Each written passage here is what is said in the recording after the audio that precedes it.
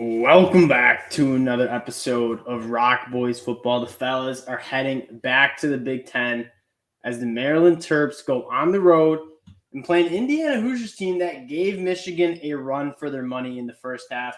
That being said, I watched every single snap. Michigan obviously has their running back coach go down with a medical emergency. I think they came out flat. They go to the locker room, and then they come out and really roll Indiana. That game was not as close as it looked in the first half, and Michigan was pretty clearly the better team in that. And then Maryland coming off just an absolute heartbreaker against Purdue. I didn't have a ton of eyeballs on this game. I had it up on the monitor for a little bit. It was an exciting game, but if there are any Maryland Terp fans listening, can you guys fill me in on how this game is lost? When you outgame Purdue, you win the turnover battle 3-1. I don't really know how Maryland loses this football game. I'm looking at the game stats, and it seemed to be Maryland the better team, and they just couldn't pull it out. It looks like red zone was a problem, missed field goal. Is what it is. Maryland moves on. Before we get into the Maryland-Indiana matchup, though, I just want to say thank you guys for all the support you guys have shown again, especially the Big Ten fans. We talk a lot of Big Ten football. Obviously, we are Michigan fans.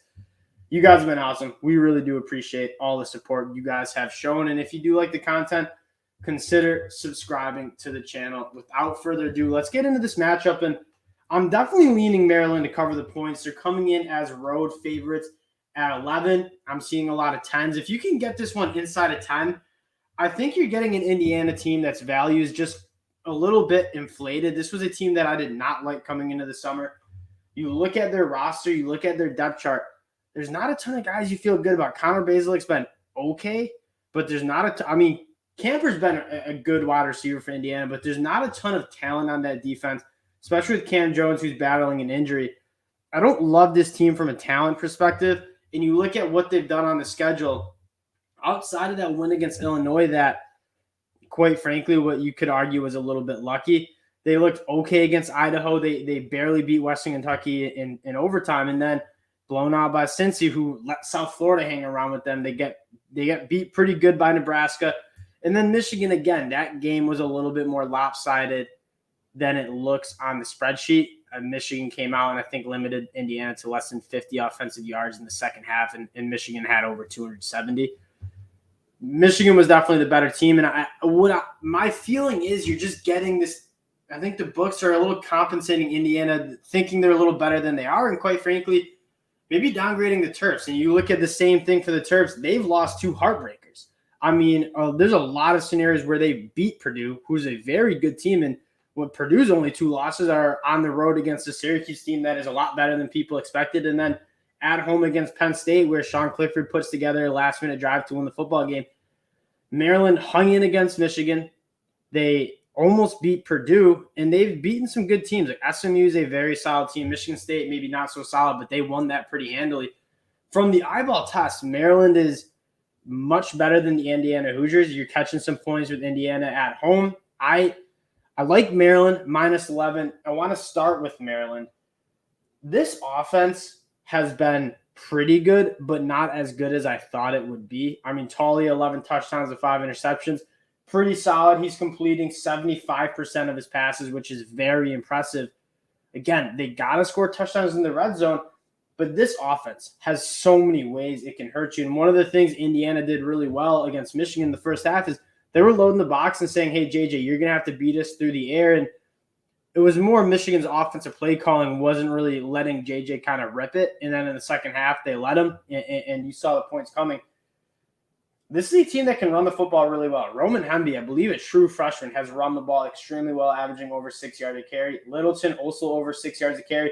It's a physical, good offensive line. We've been saying this for a while. This is about as complete of a Maryland team as we've seen in a really long time.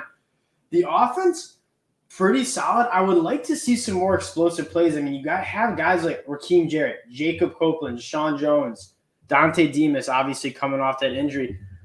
There are a lot of playmakers on this team, and I feel like the explosive plays need to be there a little bit more. Rakeem Jarrett, only 277 yards total this year through 6 games. I would have expected that to be a little bit more. He's a guy that I have a day 2 pick on. I mean, he is a legit NFL draft candidate. I want to see the ball in his hands more. Corey Dyches is actually leading the team in receiving yards. He's been the explosive guy. If there's an explosive guy on this team, it is Corey Dyches. I mean, this team has so many ways they can hurt you. They can run the ball well. So if you want to bring a safety into the box to stop it, they can beat you over the top. And again, I think this Maryland offense is still waiting to unlock. As good as they've been, scoring 34 points per game against a pretty good schedule, Michigan State and Michigan, SMU, Purdue, that's not a cakewalk of a schedule. I still think there is some meat on the bone for this Maryland offense that they haven't quite unlocked yet. I expect Mike Locksley to come out after that heartbreaking loss against Purdue, a sloppy game in which Maryland probably should have won, and really lay it on the Indiana Hoosiers. On the other side, Indiana runs really fast, but again, I don't know if they have the guys to kind of keep up in score with Maryland. This is an Indiana team that kind of wants to beat teams in a shootout. They're allowing 30 points per game. They run really fast. I just don't know if they had the playmakers to really make it happen. Connor Bazelak's been solid, but nothing special, only completing 52% of his balls for 9 touchdowns, 6 interceptions. Hasn't been great. They haven't gotten much going on the ground. Sean Shivers only averaging 4.5 yards per carry. I will say Jalen Lucas, for those Indiana fans, he's a stud. Get him the rock a little bit more. And then Cam Camper is really the only guy that you're really circling and saying he's a threat to this team. DJ Matthews has played all right. Emery Simmons, okay. But Cam Camper's legit, and he needs a little bit more touches too. He's kind of been carrying that offense.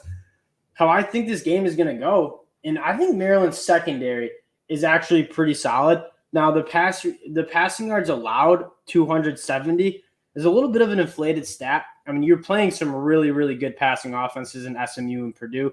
They're gonna get their yards on you regardless. But you look at that Maryland team; they get their hands on a lot of footballs. I'd like to see them turn the ball over a little bit more on defense. Only 1.2, but in terms of some of the guys they have on the back end, Jacorian Bennett's a stud. Deontay Banks is really good.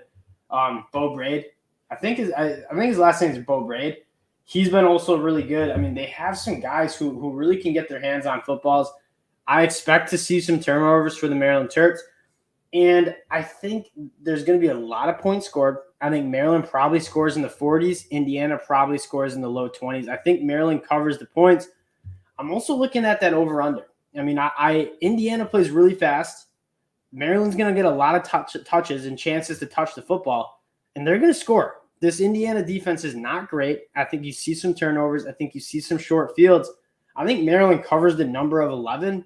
And I think this game goes over. I think Indiana will be able to score just based on how fast they play. They have some guys like Cam Camper and Jay Lucas who can score and who can be explosive.